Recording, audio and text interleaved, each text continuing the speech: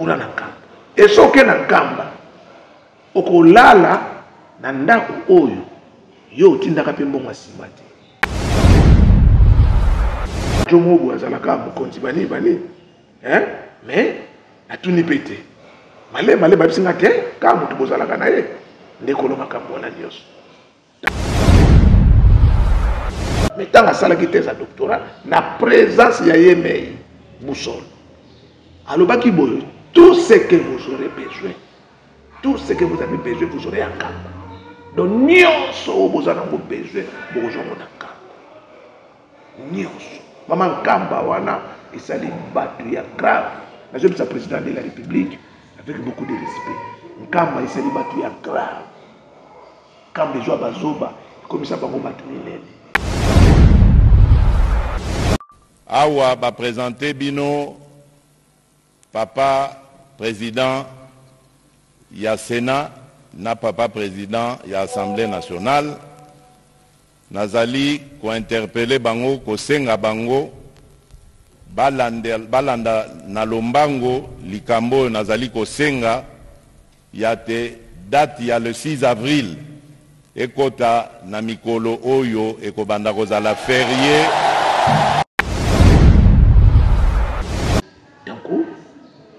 Yango wana awa nkambe za Vincent omoni tanga na ka sala émission awa alongola ka masabasa basapato poza liese poto ko ignora ngote awa babenga nzambe babenga mutu musuto babenga ka nzambe batu nyonso to bakoya awa babenga ka nzambe donc eza déjà liese eza lié moko par rapport à bandako wana eza différent donc bako comparer ngote mais na buzoba batu ba osala comparaison yango président tango mbalazo ke nkamba nazoko rasire bino bomona akota makolongo wana eloko msusu ya mibale yango wana oyana akota makolongo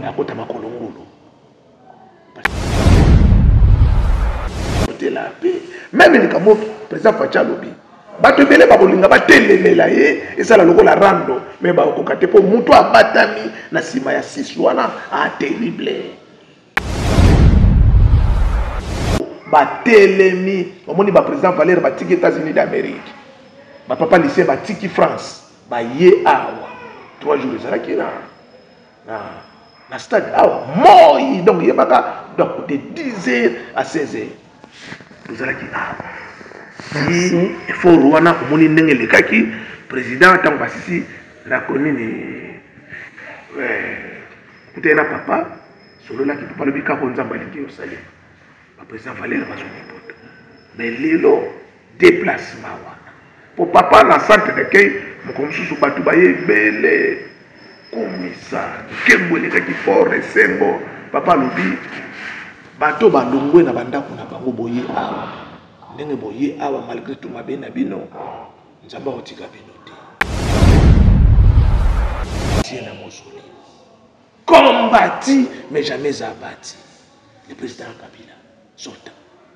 Pourquoi le président Kabila vanda na nkamba na kiti d'honnêteté na ban achanti donc na ban na ba mama mususu ba bana na papa silo ba banda na ban azwa tsintsani na ye ndo wana Mikaelo zo beta mbunde beta cha Mikaelo le président Kabila alala na nkamba sala discours à lobby c'est depuis donc c'est la toute première fois bana na koma mu continent lala pongi ya calme ezawa na nkamba.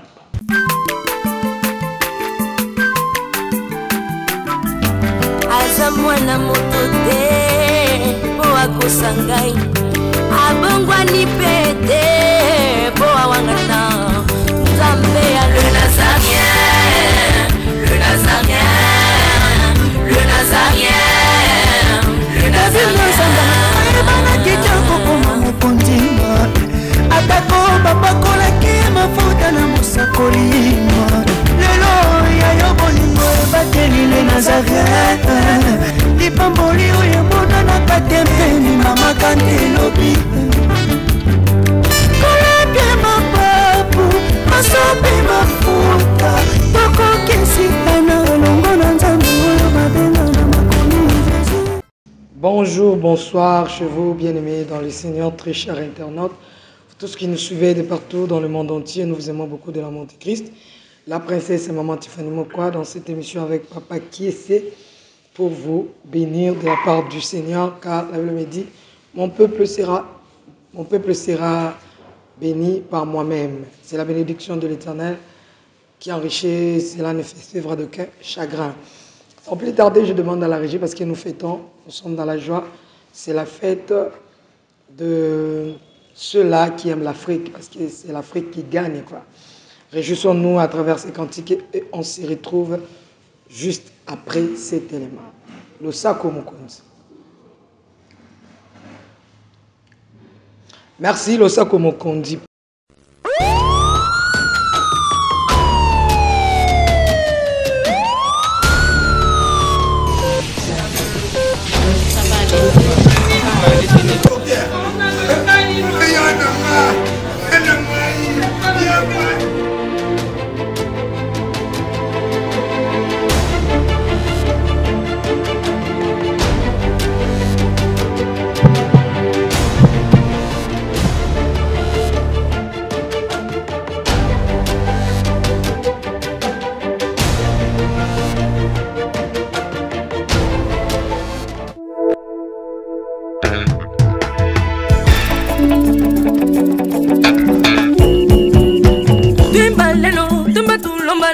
Bana betu Jikwimba, ni kwimbi la kabiji Sabadi badadigi dabadi danga dingi dabadi danga di Zabadi bidabadi dang ding danga dingi danga ding danga dingi danga ding danga Twimba lelu Twimba lelu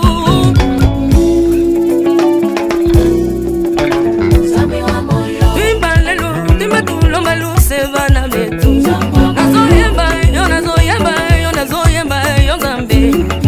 Zabada ding dang ding, zabadan ding dang. Jikwimba, ni kwimbi la kabiji. Nazoyemba yo zambi. Zabada ding dang ding, zabadan ding dang ding.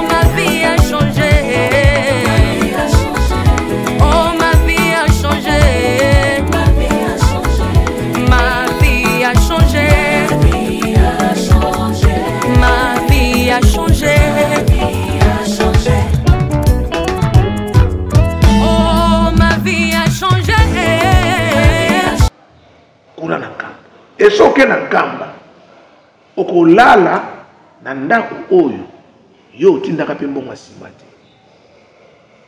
Très bien, donc bandako nyonso ezalaka na nkamba douche ezalaka na kati. Donc chaque chambre douche ezalaka na kati. Soko kosala une année okodépasser eloko te oliaka ofele na frais ya nkamba. Donc ntango bazoloba nkamba eza ville sainte. Donc eloko ya mabe na nkamba mutu ndazo kota comme infiltré. Mais suka na moto ko répertorier que mutu yo aza mabe. Parce que eloko ya malamu faut bato ko féliciter. Mais tango bato bazoka nkamba bakomi na nkamba te. Faut bakoma nkamba. Bamona eloko oyo mutu mwindo asala ndeko na bango, tata na bango, nzambe na bango asala. Fait donc ngatango na yaka mkomsu awa na bulake za jomogo azalaka mokonzi bani mais atuni pete male babisinga te ka mutu bozalaka na ye ndeko lo makambo na nyos tango na ke ndo pete la batabi mera na danser ça veut dire quoi? Donc mutu ayebi mutu te akoloba makambo ebele, mais il faut aller à kamba. Bon, enfin, le 6 avril, journée et comme férié. Pour na honneur, il y a Papa Simon qui m'a. Mais Maluba Mokonzi ko été. Très bien. Libo sotala nano Makonzi. Nini ozolobela bango. Bon. Comme promettait que le président. Il a dit président de la République, avec qui les deux ensemble. Ok. Pierre, quand les atounis, binono sotunga nazana. Pierre alobi, yoza messia mwana nzambe. Alobi yoza yoteza nzambe nde alobi yango. Mais tant que président qui connaît qui dialogue te na cause. Abima ye moko aloba yango en plein air abato. Mokonzi, mokolo bakosa kete. So kosi e comme les sous.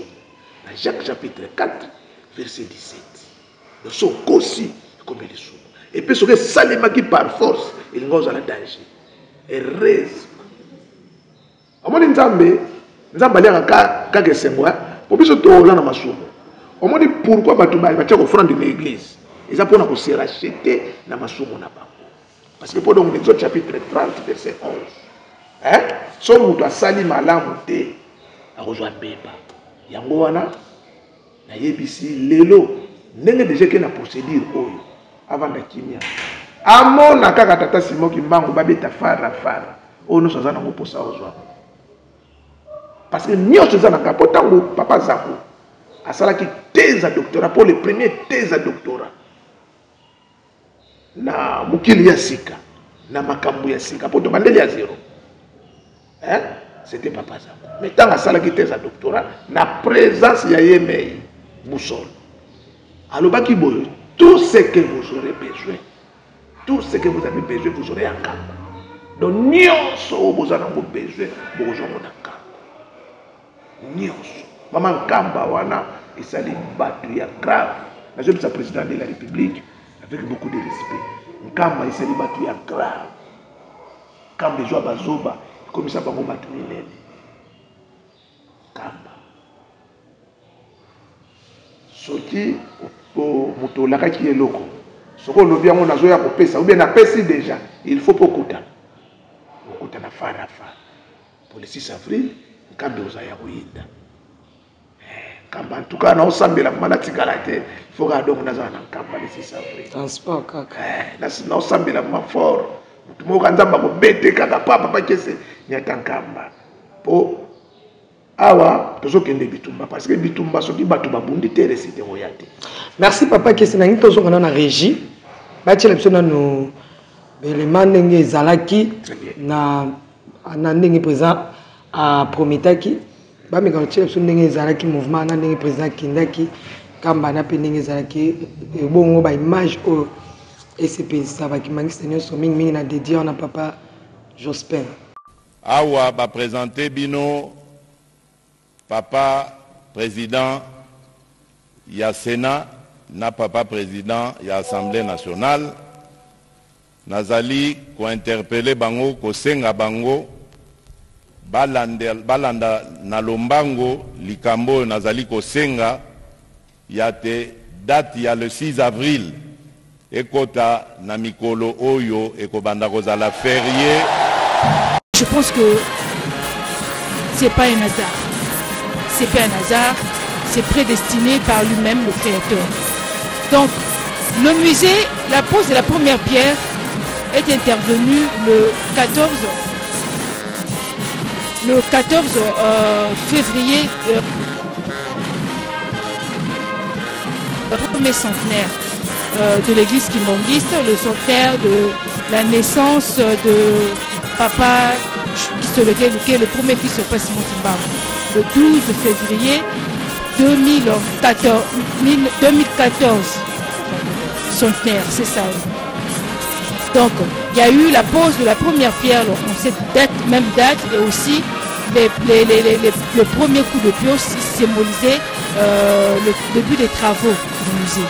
Donc, 2014 jusqu'à 2021, cela fait des années que les travaux, 5 ans que les travaux ont eu lieu. Donc voilà, aujourd'hui, c'est donc l'inauguration, une grande joie pour les fidèles kimbanguistes. En tout cas, le travail qui a eu aussi une nous avons également de rez-de-chaussée où on pourra trouver de l'administration, la salle d'exposition temporaire et puis le secrétariat.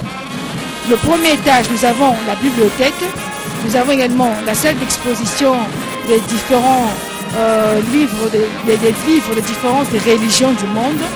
Nous avons également le bureau des chercheurs et la salle polyvalente.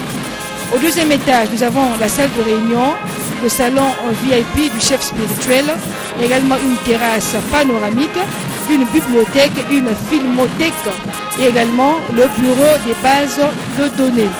Nous avons en dernière analyse la structure en béton et une surface totale de 7500 mètres carrés.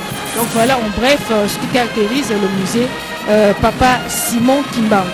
En tout cas, il faudrait également signifier que les fidèles kimbanguistes sont très très contents, surtout avec le discours imposant et posant du chef. Chaque fois, changer de corps. Comme la Bible a dit que quand le Saint-Esprit viendra, il restera éternellement avec vous. C'est pourquoi Papa Simon Kimbangu est venu.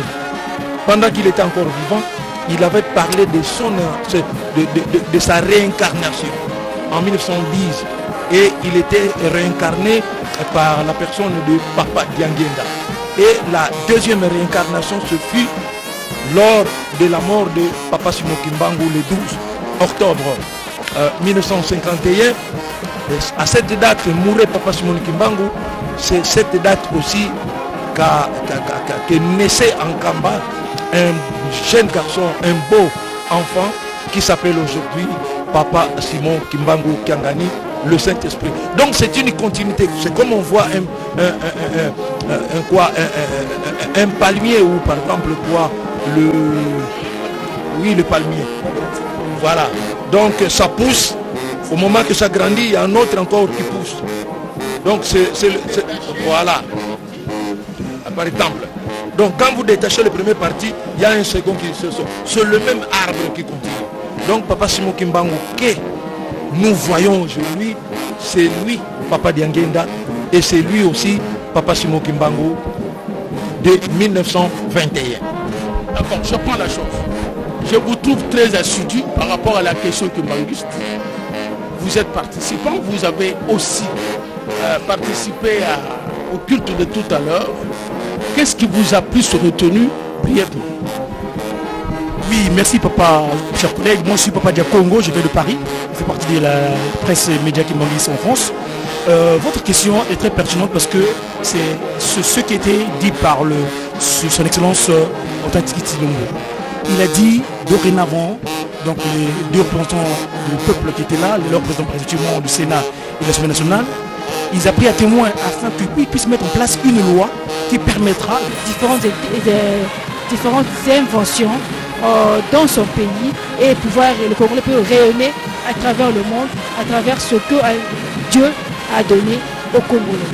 Voilà, merci beaucoup Dieu, monsieur. 6 avril, ils doivent savoir, c'est le jour de la naissance ou de l'organisation et de fonctionnement de l'église kimbanguiste.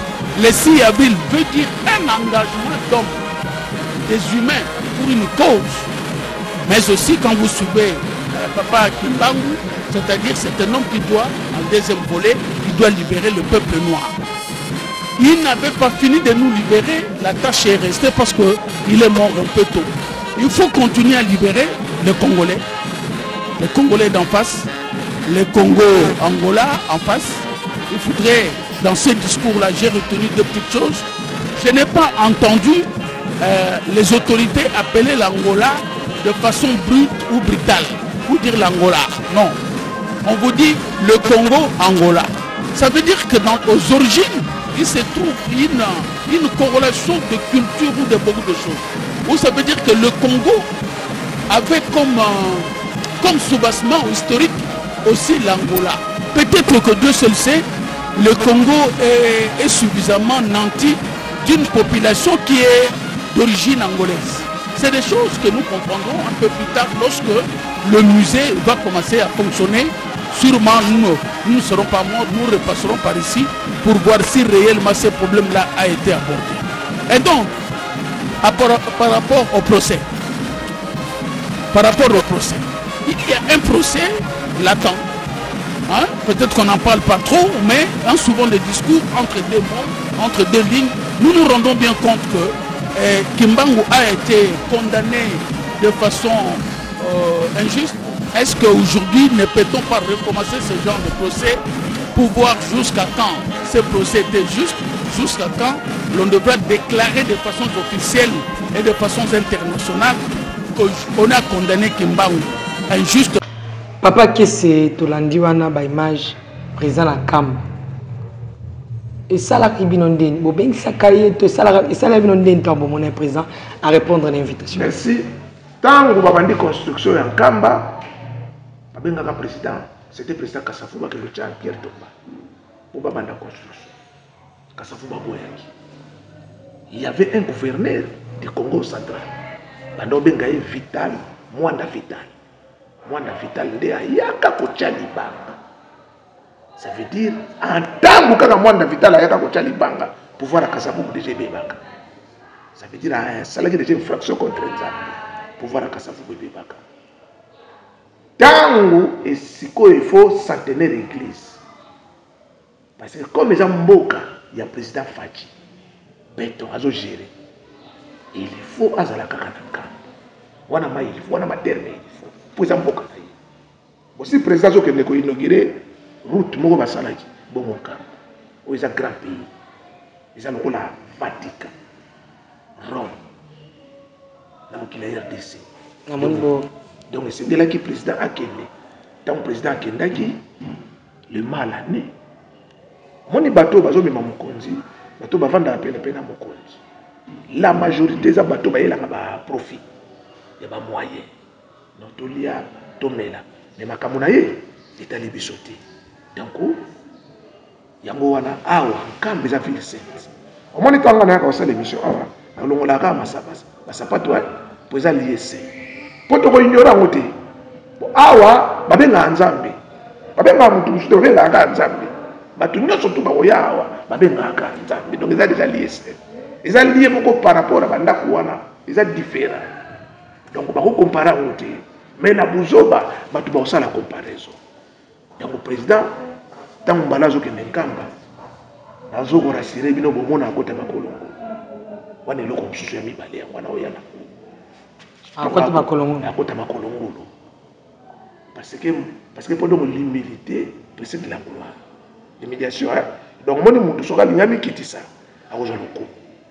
So mutu matisi akoza loko mutu parce que Nzambe azoko résister makasi na bonté. Na oh non va pesibino bon. Koki lelo lo balboso caméra pas matete en présent la kaki en batu be balobaki bayokaki plutôt. Mais ko sale manango au monique eza mingi ba fort ya banane. Et salemaki le bezaki journée, le bezaki lundi les 3. Ba publier qui on le bezaki les 3. Parce que il y a 3 personnes alliées au bayaki awa. Ba mvoa la bisato. Ça veut dire singela ki tan wana yekoka. Les 3 avril a publié yango. Pourquoi les 3 avril? Parce que je sais que ça sera que 3 jours, mais les beaucoup basama beli. Jonas avait été 3 jours, mais les beaucoup bis. Abi na ko mandat pour na kotonga mo pendant 3 jours. Tanga kufi 3 jours à la moki. Allez, 3 jours oyo. Ça veut dire donc le président Fachi a zongisi biso na l'origine il y a authenticité, il y a l'histoire antique il y a Banzako. Place maintenant ça là matuku matatu makongo. Donc Nzambi ampongo mawesi. Donc Nzambi ampongo mawesi ça veut donc Dieu le saint des saints. Donc mawesi. Les saints des saints. Matuku matatu makongo. Yango Jésus-Christ na Matthieu 28.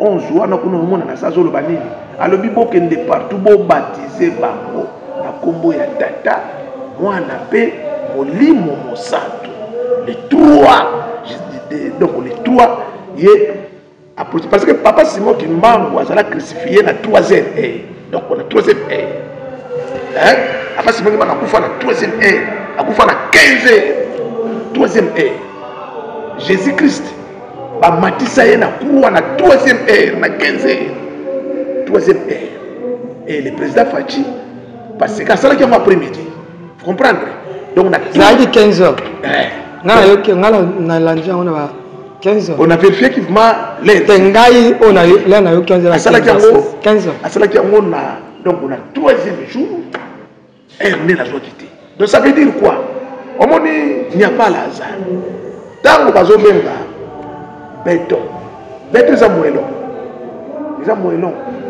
donc moyen sur les du autour dans nzoto mitraille donc ce qu'il faut comme il faut monter la combo il faut monter la combo en tout cas pour la journée mercredi ça va mais tozonga kaka na l'origine parce que papa diangenda ebisaki biso so batu ba reconnaître tatate awa malamu ko mona na te kimia pe ko zala te o eza déjà ba piston ya komemia kimia parce que so moto a reconnaître ka nzambe pour Jésus qui salobi quiconque croit donc kaka so croire kaka que Jésus Christ est Seigneur sauveur abiki déjà donc le reste etikali wana malembe badolongo na nzoto vous comprenez pour nzambe atala mokuse te nzambe atala monene te nzambe atala molai te nzambe atala motema nzambe atala motema biso toyeba nzembo mo l'église kimbangiste voyave ketalanga ziziko motima ketalanga voyave ketalanga voitoko motima ketalanga donc nzambe atalaka libando te nzambe atalaka na kati wana nde tinda président Fachi alobaka no journée oyo faut ezala férié chômé payé donc bato tout bako respecter le 6 avril bazala na férié nzambe ofuta bango na esprit nzambe ofuta bango yo ndipe bato bazala na férié bato neti bateka mama partout opposition ezali partout rivalité ezali mais Jésus-Christ alobi boye Jésus-Christ alobi ne croyez pas que je sois venu porter la paix même le kamo président Facha alobi bato ebele bakolinga batelemela ye ezala lokola rando mais bakokoka te mpo moto abatami na nsima ya 6 wana terrible nyonso tu omona même na église na biso eloko moko na cour moko astrologie tozwaki satana ntango basalaka délige satana amelaka bato na ye bakufaka te amelaka bato na ye nyonso na basembo na ye ntango délige ntango esili asanzi bango bakuti bibemba bato babandi kolia bibemba bato nde korobo ntango ayaka akotaka na rumba wana ya kolia bapesa ye bon appétit merci pareil bakota balia bango ensemble siko bato wana baza na église donc ntango ozogere bato wana baza na église donc na 100% moi ba 75 ya bato wana baza mais oyo tokomi na moma ya suka baomona makambo na bango na biso yo kono dernièrement awa bandeko balekaka badiscutaka mpona lesisa baloba makambo ya mabe oyo esengelaki baloba mais maintenant lelo nga nazosenga baleka bacontredire lelo na oyo biso tolobi na oyo bino bolobaki wa biso. Mais est-ce que mes formes soupe salamé pour de part et d'autre pour le 6 avril vous reconnaître en te befor nene donc befor salemi awa na bumotu c'est président Valère Mangituka l'inspiration à soi qui il était venu à mon papa Simon Kimbangu Kiangani basolola na papa pour la société civile ils société civile mais le président Valère n'est pas kimbangiste si les lois tikala ka catholique et puis batu mingi oyo tozalaki na bango na kati ya koseki la majorité basa ba kimbangiste la majorité tozana batu église de réveil batu ya catholique bata protestant et donc la majorité donc nene tozalaka na koseki ndeti na ville ya Kisasa ba kimbangiste tozaka traité le reste eza batu mosu ya libanda nde baye kotia maboko batelemi omoni baprésident Valère batiki États-Unis d'Amérique bapapa lycée batiki France baye awa 3 jours ezalaki na stade awa moi donc yebaka donc de 10h à 16h ezalaki awa il faut rwana omoni ndenge lekaki président ntango basisi na konini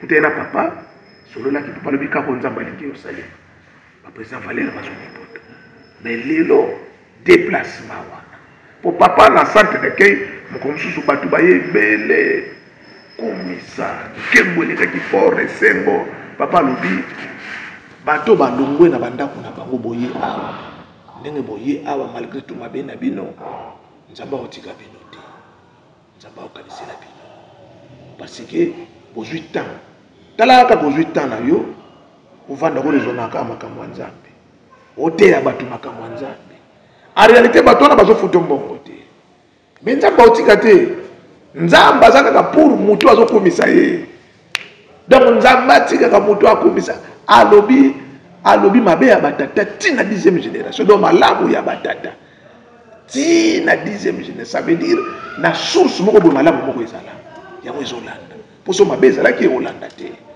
so mabe ezalaki eolanda te yango moni biloko oyo ezosalema boye en tout cas eza grâce tango bazoloba grâce eza eloko moto asatanda ye nango te adui yango nde Nzambe apambolaka bato. Merci bolobaki que ce qui m'a payé le 6 avril comme ma journée payée chômé papa Simon Kimbangu a calmé ma cambo belé. Ya osakanate.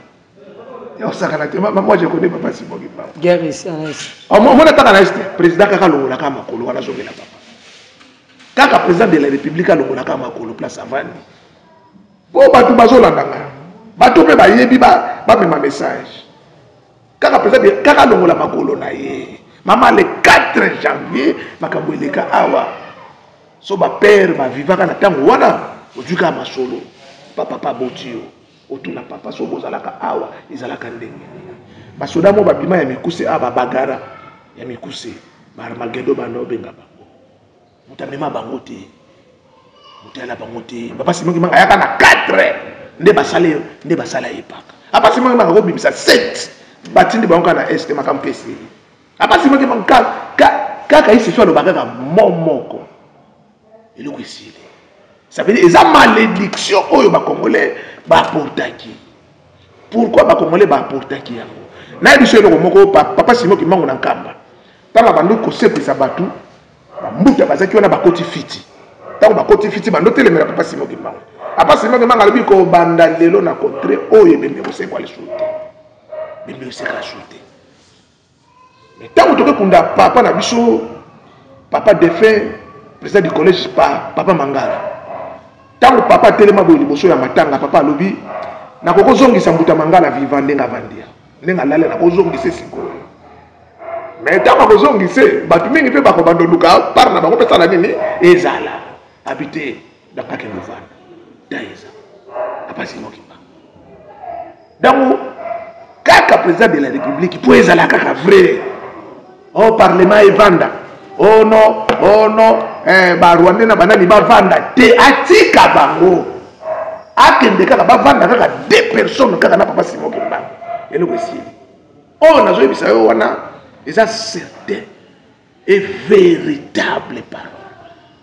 Vient de la parole de papa, donc vient de la bouche de papa Simon Kimbangu. Ba vanda kaka boye ba mode. Makambo sili. Ngana ko biso mama, biso tangi batika makasi te. Hein?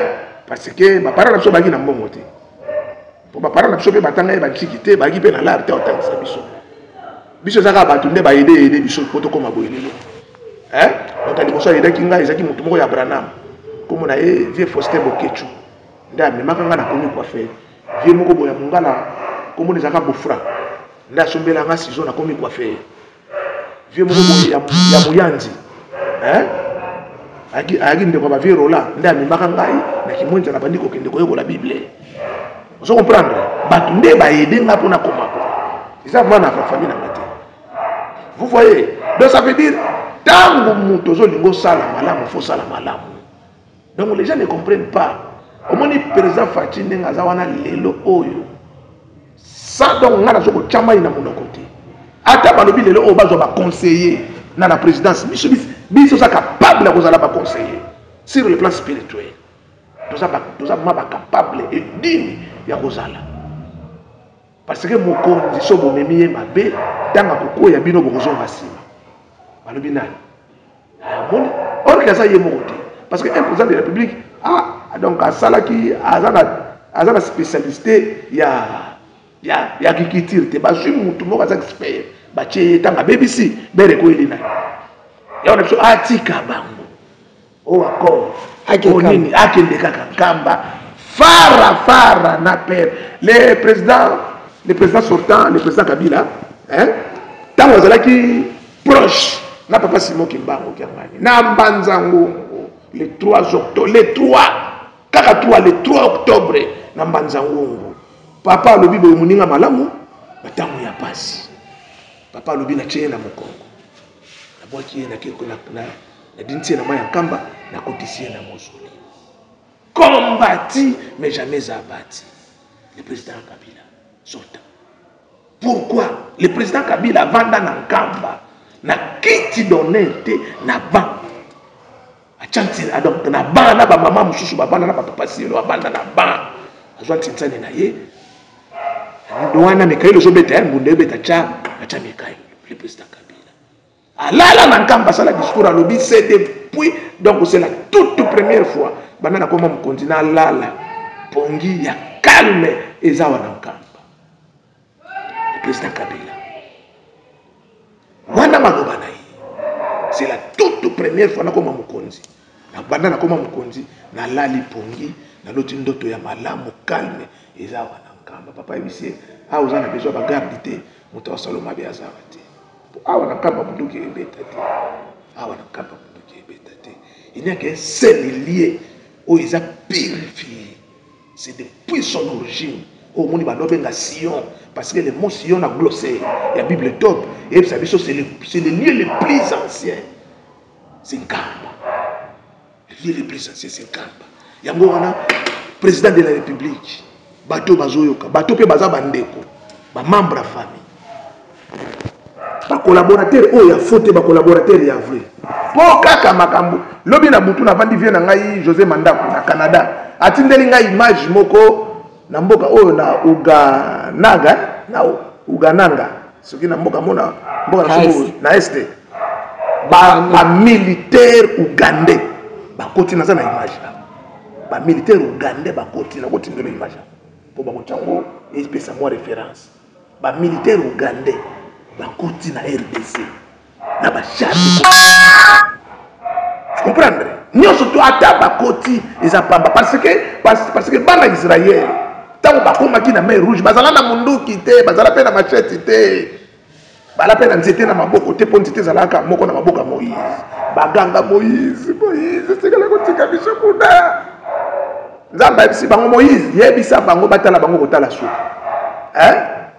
botala bango kotala suka po bomona bango suka metango badinda na mai bakenda libera bamona na peso te batika basi batika bana batika babokilo batika basemeki oyo mona ba groupe wana nyonso mona ekota na RDC ata lelo baolo bagera bayaka na bateke lobi na moni via tindeli nga image balobi na kati ya guerre wana baluba bazana kati bambala bazana kati ba Congo bazana ça veut dire ça groupe ya bato ebele mais ebimi la promo ebimi na kombo ya banani ebimi na kombo ya bayaka vous voyez nyonso tout wana po esi les eloko te mama ezi eloko to moni pa nzambe po azwaka ata mutu moko liboma na fulu abimisi ebo ya commissaire prêtre ezi eloko te eza minute au salango donc le président de la République il faut aller en Kamba bon ndenge bakimbaniste bakoki kozwela likambo yango bayamba journée wana ndenge nini oyo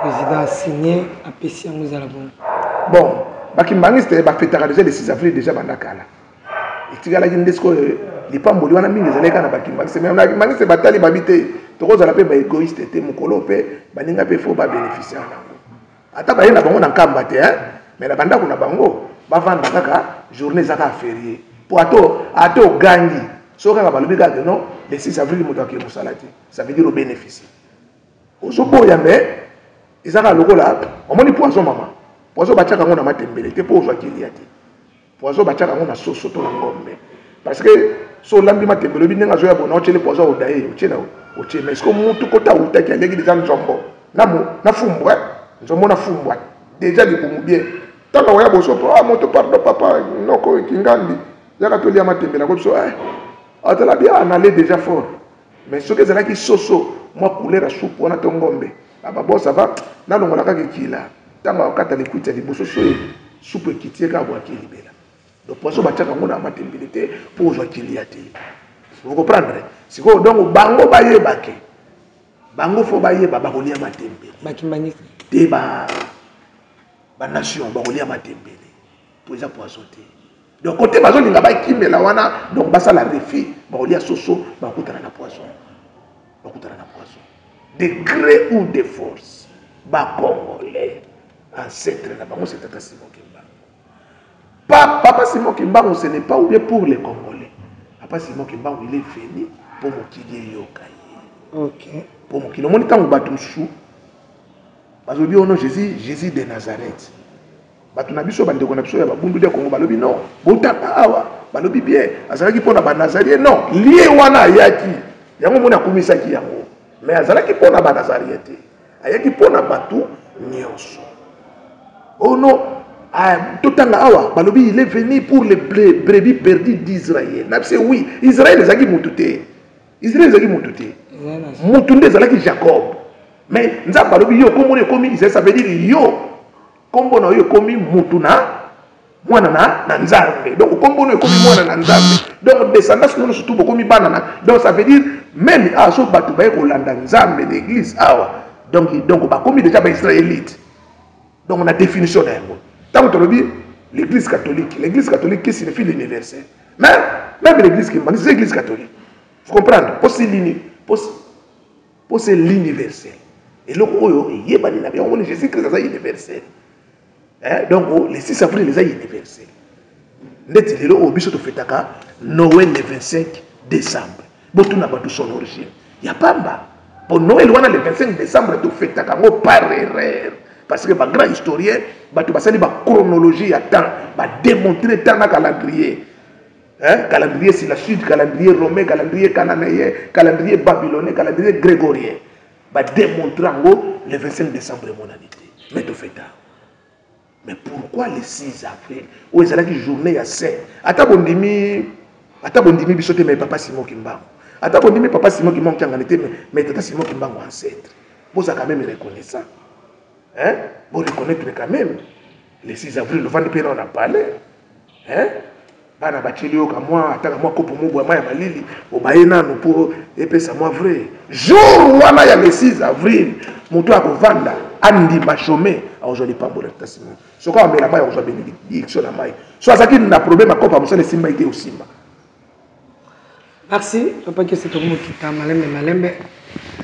Lilobano asuka pona émission oyo mingi ya le 6 avril ezangi liloba ya suka pona le 6 avril 6 nde makambo 6 makambo le 6 avril na pesi grâce et la paix vous soit donnée de la part ndeti ba Mario William Abraham babotama le 6 avril hein bazwa grâce Joseph Smith l'église na le 6 avril bazwa grâce motono sabotama le 6 avril hein bazwa grâce bon bato no stupe babotama ko bandaka le 1er avril si na fin ya mois oyo hein bazwa ka grâce vous comprendre numéro grâce numéro de téléphone est 085 94 25 598 085 94 25 598 numéro de téléphone yango wana nakanga téléphone na 22h tant on a prié nakanga téléphone na 5h30 tant on ngebeta kapoto kende kilte matinal ndeto fongola ka téléphone mais soko bengi kangami lo charge. Merci beaucoup, nous sommes arrivés à la fin. Merci na bandeko nyonso balobaki balekaki balobaki merci mingi na ba émission nyonso esalemaki vraiment total sikoyo après le 6 papa dans l'hôpital papa pour le 6 avril papa déjà à l'oba sikoyo tango bakokutana na président de la République pour na remercier parce que comme ça les malamu papa o remercier na oyo alobaki asali ya pour mokonzi azala ka bongo mokonzi azala ka bongo ndeti biso toza église qui mangisi ça les églises opposition te biso to banga l'état pour te respecter l'état biso o l'état lobaka ya biso to salaka sauf que biso toza violenté les églises ya non violence na oyo mfumo longo te ya biso donc merci la présidente de la République bao batika na sima baza poser moindre erreur mekele wele pour makamusi de jeki Kola pambola binene surtout ciao.